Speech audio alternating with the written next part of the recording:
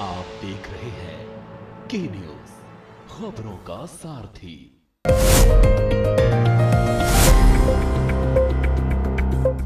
नमस्कार, हमारे खास शो स्पेशल रिपोर्ट में आपका स्वागत है। मैं हूं मनोज मानस और आज हम पेश करने जा रहे हैं देश और विदेश की कुछ खास और अहम खबरें। और आज हम सबसे पहले बात करेंगे यूपी मिशन शक्ति 5.0 के आगाज की, जिसका सीएम योगी ने लखनऊ से आगाज किया है। वहीं अमेरिकी राष्ट्रपति डोनाल्ड ट्रंप के एक सख्त फैसले पर हम बात करेंगे, जिससे फिर हलचल मच गई है। दरअसल H-1B वीजा के लिए फीस बढ़ा दी गई है। और चलते चलते बात उत्तराखंड में चुनाव आयोग के शुरू होने जा रहे मतदाता सूची पुनर्निरीक्षण की। तो चलिए अब चलते हैं खबरों के विस्तार में।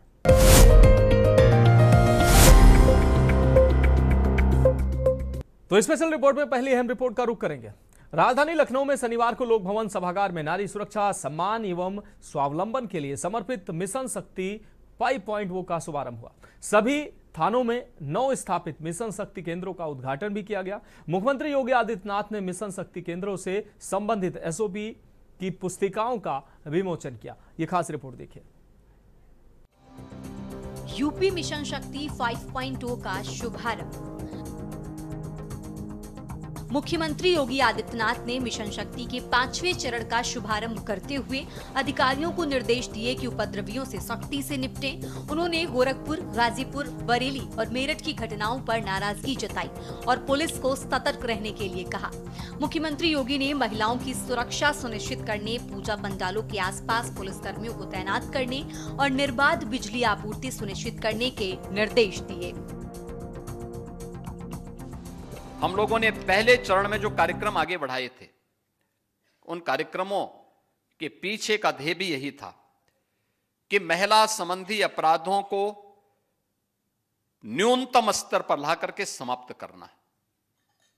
और मुझे प्रसन्नता है कि प्रदेश सरकार में जो कार्यक्रम प्रारंभ किए गए, अकेले एक वर्ष में यानी 1 जनवरी 2024 से अगर हम लोग अब तक के मामलों में देखेंगे, केवल 24 और 25 तक के ही मामलों को देखेंगे, तो हम लोगों ने 9,513 ऐसे मामलों में 12,271 अपराधियों को दंडित करवाया है, जिनमें 12 अपराधियों को तो मृत्यु दंड की सजा करवाई है।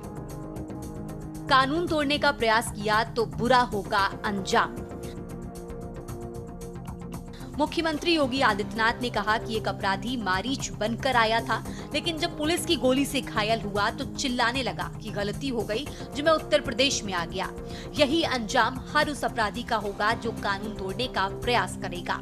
सीएम योगी ने साफ शब्दों में कहा कि प्रदेश सरकार अपराधियों के खिलाफ जीरो टॉलरेंस की नीति पर काम कर रही है और जो भी महिला सुरक्षा या कानून व्यवस्था के खिलाफ काम करेगा, उसके खिलाफ सख्त एक्शन होगा।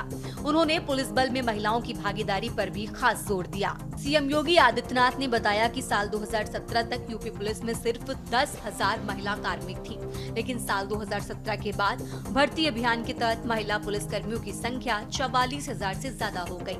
उन्होंने कहा कि पहले चुनौती ये थी कि महिलाओं की ट्रेनिंग कहाँ कराई जाए, लेकिन अब प्रदेश में ही 60,200 से ज्यादा पुलिस आरक्षियों की ट्रेनिंग कराई जा रही है।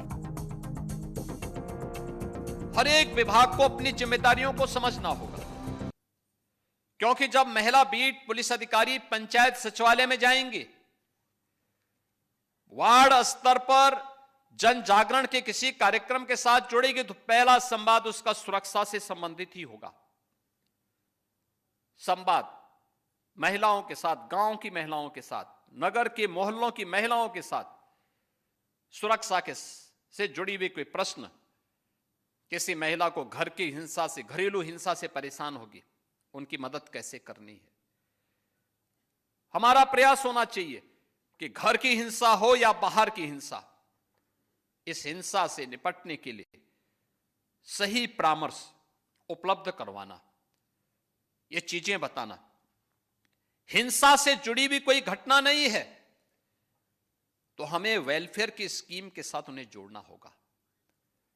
उन्हें बताना पड़ेगा कौन कौन सी स्कीम है, कैसे इनसे लाभान्वित हो सकते हैं।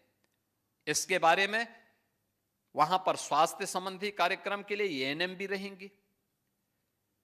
आंगनवाड़ी भी पोषाहार मिशन के साथ जोड़ने के लिए उपलब्ध रहेगी।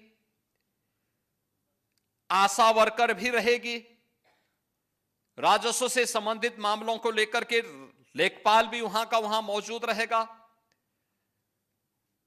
ग्राम सभा से जुड़े हुए विभिन्न योजनाओं को लेकर के रोजगार सेवक आदि भी वहां पर उपलब्ध रहेंगे, ग्राम्य विकास अधिकारी भी वहां मौजूद रहेंगे, पंचायत सहायक मौजूद रहेंगे। ये 8-9 प्रकार के लोगों की उपस्थिति में जब हम गांव की महिलाओं के साथ संवाद बनाएंगे तो स्वाभाविक रूप से समस्या का समाधान का रास्ता निकलेगा। महिला सशक्तिकरण की दिशा में किए गए कार्य। सीएम योगी ने महिला सशक्तिकरण की दिशा में किए गए कार्यों का भी जिक्र किया। उन्होंने कहा कि साल 2017 से पहले पोषाहार योजनाओं में गलत तत्व सक्रिय थे और महिलाओं को उनका लाभ नहीं मिल पा रहा था, लेकिन अब 60,000 से ज्यादा महिला स्वयंसेवी समूह की बहनें हर महीने आय अर्जित कर रही हैं और आत्मनिर्भर बन रही हैं।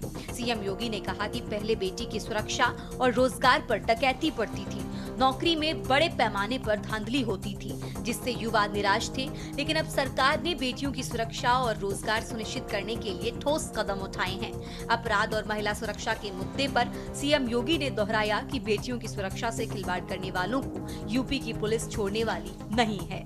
उन्होंने चेतावनी दी कि महिलाओं के खिलाफ अपराध करने वाले अपराधियों का हश्र वही होगा जो बरेली की घटना में हुआ।